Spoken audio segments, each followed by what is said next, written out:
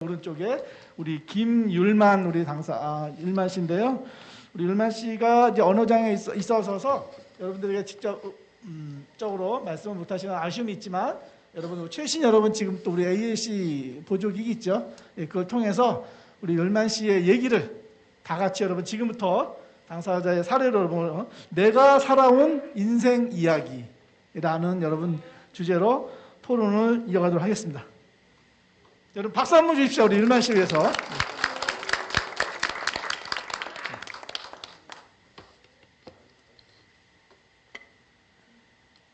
안녕하세요. 저는 남은자 자립생활센터에서 중증장애인 공공일자리에 참여하고 있는 김율만입니다. 먼저 제가 오늘 토론회에 참여할 수 있게 되어서 정말 뜻깊게 생각합니다. 이번 토론회가 장애인 복지 정책의 작은 밑거름이 되어서 장애인의 생활이 한층 더 나아지길 기대하며 제가 준비한 발언을 시작하겠습니다. 다소 부족한 부분이 있더라도 양해해 주시고 끝까지 경청해 주시면 감사하겠습니다. 제 소개를 간략하게 하겠습니다. 제 이름은 김율만이고 1982년 8월 22일에 태어났습니다. 그리고 서울사이버대학교에서 사회복지를 전공했고 현재 남은자 센터에서 일합니다. 장애 유형은 뇌병변 지체장애인입니다. 그리고 취미는 드라마, 영화, 음악 감상, 뉴스 검색, 아이 쇼핑하기이고 좋아하는 음식은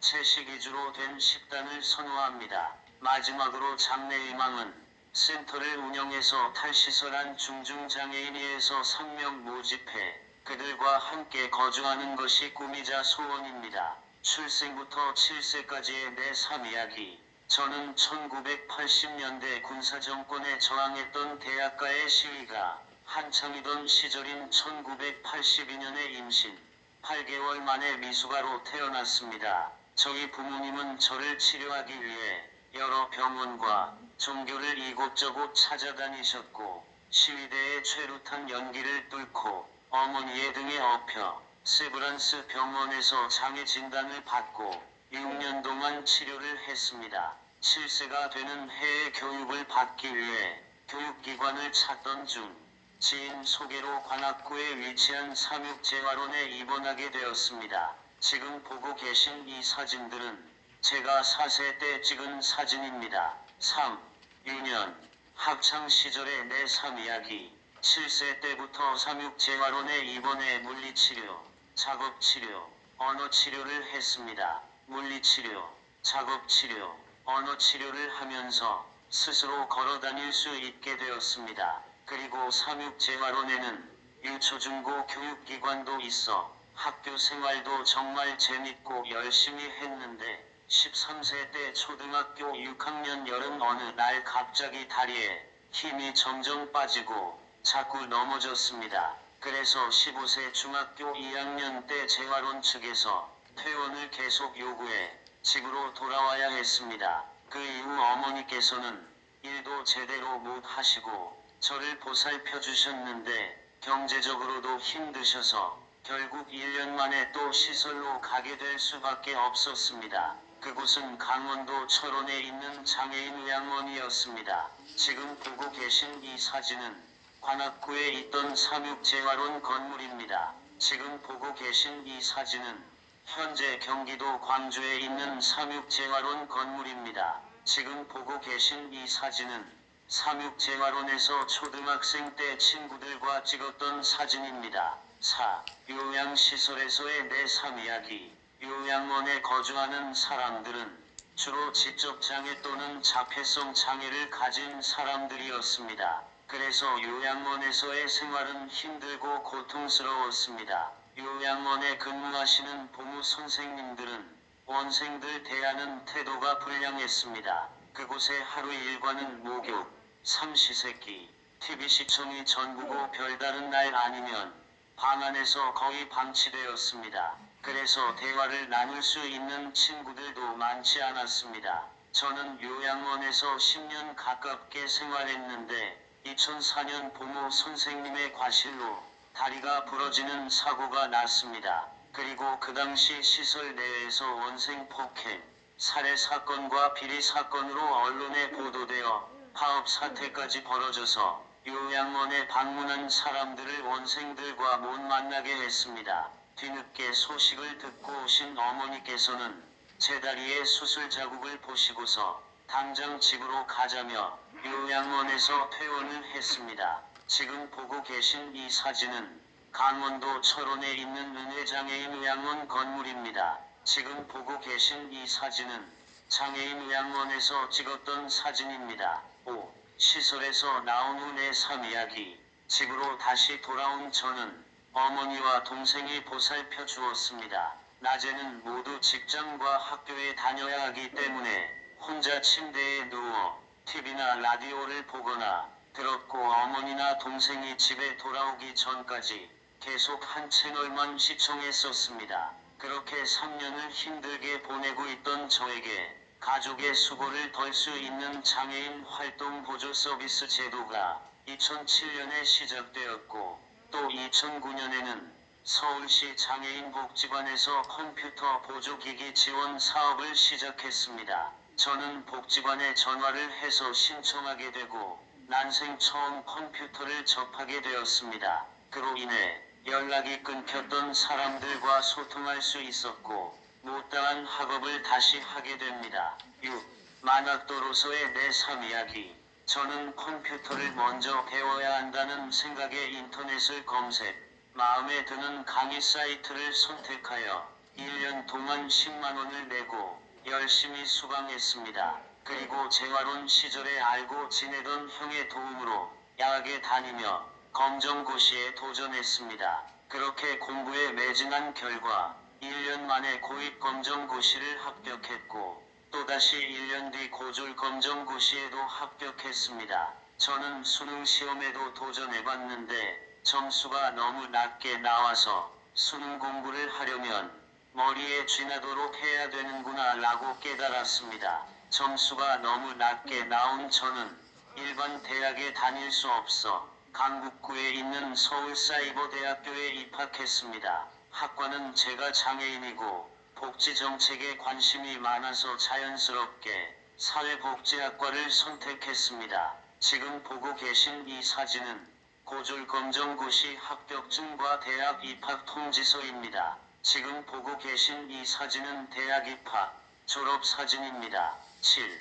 현재 내 삶 이야기. 저는 대학 졸업 후 취업하려고 일자리 정보 사이트에 등록했지만 장애가 심해서 유형에 적합한 직업을 구할 수 없었습니다. 그렇게 1년이 지난 후 코로나 바이러스로 활동 자체를 할 수 없게 되었습니다. 코로나 바이러스로 인한 사회적 거리두기가 풀리자 일자리를 다시 찾아보았고 2022년 올해 남은자 자립생활센터 공공일자리에 지원해 6월부터 근무하고 있습니다. 지금 보고 계신 이 사진은 남은자 자립생활센터 공공일자리 활동 사진입니다. 8. 내가 느낀 자립생활의 장단점.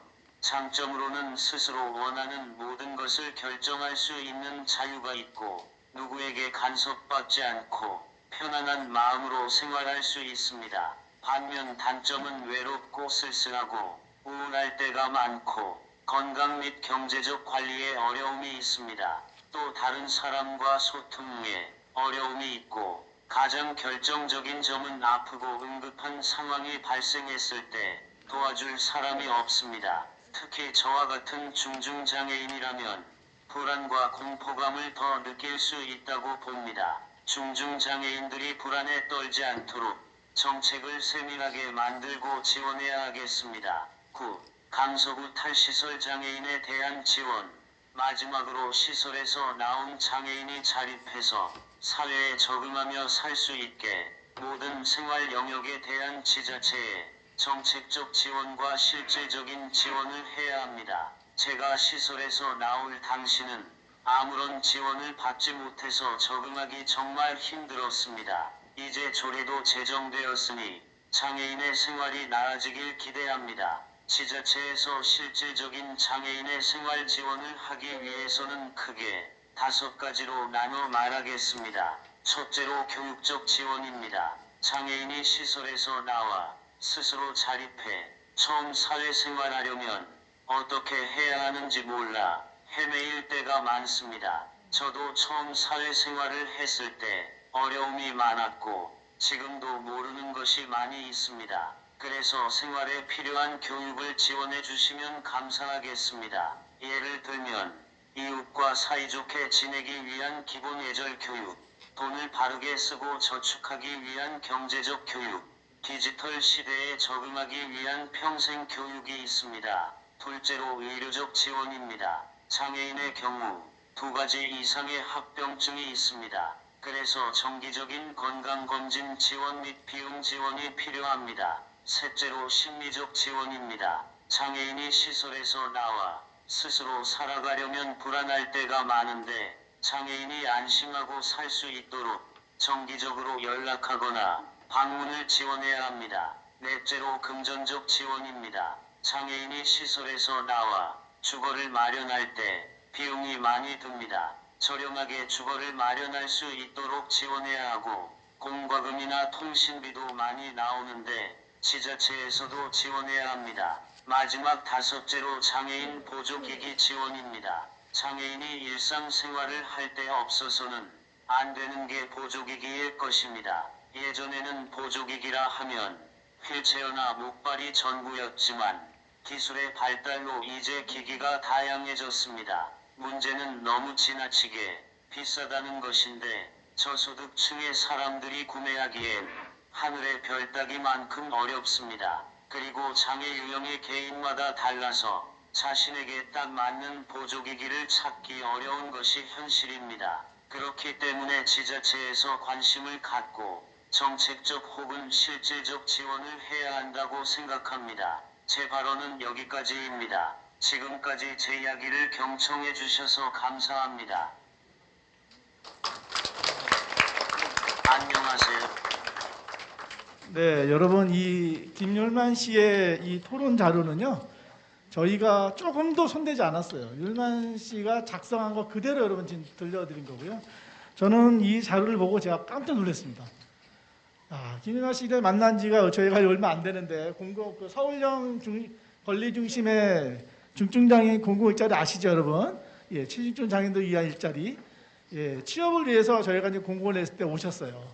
사실 저희도 처음 딱 봤을 때는 이게 어떻게 일을 하실 거지? 굉장히 그런 어떤 걱정이 많았거든요. 근데 정말 차차차 지내면서 율만 씨가 저러한 놀라운 잠재력이 있구나 이분한테. 이것을 저희도 알았고요.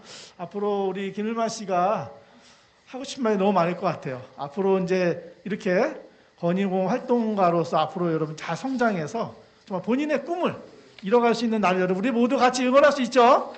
예, 그러한 아마 사회가 곧 이루어질 거라고 보고요.